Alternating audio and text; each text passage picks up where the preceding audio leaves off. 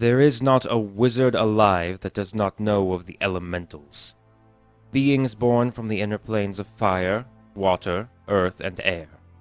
While they are strong, many mages consider their abilities to be simple. They are soldiers and weapons to be summoned. Destructive, to be sure, but there are far more useful and powerful spells that outpace the summoning of a hunk of living rock or a barely sentient ball of water. But I know better. Those mindless brutes and slaves that other wizards and sorcerers conjure are nothing more than children, infantile compared to the truest of the elemental powers. I could see the genius in it, of summoning and binding the elder elementals. But the fools of the Academy of Strixhaven tried to stop me. They can keep their backwards and cowardly institutions. I find banishment allows me much more freedom in my work, allows me to pursue the true mastery of the inner planes. I recently acquired a spellbook, the Elder Elemental Eye. It details the rituals necessary to summon the Elder Elementals. The Elder Elementals are the apex of their kin. They have lived so long, amassed so much power, no doubt by devouring lesser elementals, that they are now beings of apocalyptic capabilities, the truest embodiments of the raw power of the inner planes. There are naysayers who claim that summoning such elder elementals would bring about untold collateral damage. But what right do those hypocrites have to speak of it? The summoning of elementals is used every day. We bind them into rock and iron to make golems. We use them as magical fuel for our spells and flying airships. Some even summon them in their raw forms, the most dangerous kind, to fight other monsters. You don't see anyone making a stink of collateral damage then. But with a being 1,000 times more powerful than your average elemental spirit, we could power an entire nation, fuel armies, and defeat invaders in one fell swoop. But I get ahead of myself. The Tome of the Elder Elemental Eye gives some details on each of the 4 great spirits, and I feel it prudent to research each of them before I choose which to summon. The Elder Elemental of Fire is the Phoenix.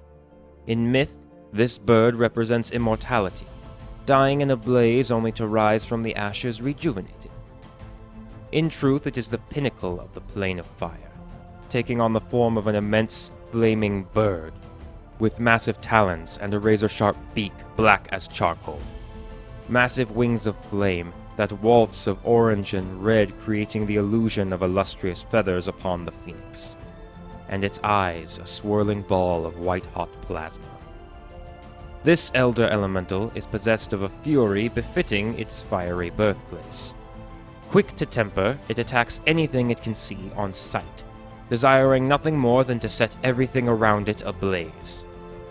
It rarely stays in any one place long enough to revel in the fruits of its destruction, as it constantly moves in search of new fuel for its endless fire.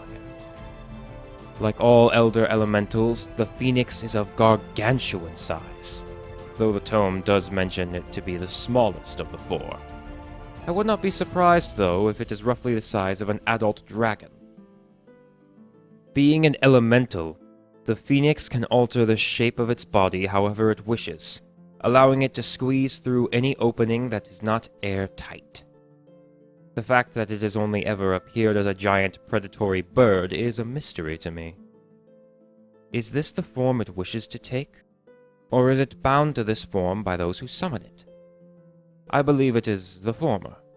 After all, the phoenix is much faster in the air than on the ground, and that would make it easier to spread burning ruin to a large area in short order. An unfortunate truth about all elder elementals is their lack of intelligence. They are creatures of raw instinct, and the phoenix is no different. The tome doesn't even make mention of anyone ever communicating with the elders. That's fine. I don't plan to talk with them anyway. It does, however, mention that the summoning ritual for the phoenix will result in a massive, fiery explosion. But some magical wards against fire should work to minimize the damage from that. The most fascinating aspect about the phoenix is its unique form of immortality. Not that it can't be slain. It can, apparently. But when that happens, its body explodes in a massive fireball, incinerating any creatures unfortunate enough to be within 60 feet of the Firebird at this time. The body of the phoenix is destroyed in this act, but it leaves behind a large circular cinder at the epicenter of the explosion. This phoenix egg weighs only 5 pounds, but is blazing hot and should not be touched without proper protections. The egg is also completely indestructible. Weapons, magic, even drowning it in water will not crack it or smother it. It hatches into a brand new phoenix after about a week, granting the phoenix its immortality and the unique status of the bird of renewal. Despite the risk of a painful fiery death, there is merit in summoning a phoenix. More than other elementals, those of the plane of fire produce the most potent magical energy. The phoenix egg would be the perfect magical power source. At least it would be, if not for the annoying fact it only remains as an egg for 1 week. It would need to be contained, fought, and slain on a weekly basis, and I worry the cost of maintaining the phoenix egg would be greater than the benefits. It is still a candidate for a magical superweapon, however. Very useful in war, though the binding words would have to be doubled. I must look further into the other 3 Elder Elementals before I decide which one to conjure.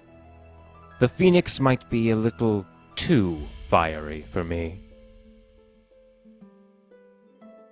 Thank you for watching. On this channel, I put together narrative Dungeons & Dragons lore videos regarding important places, creatures, and events.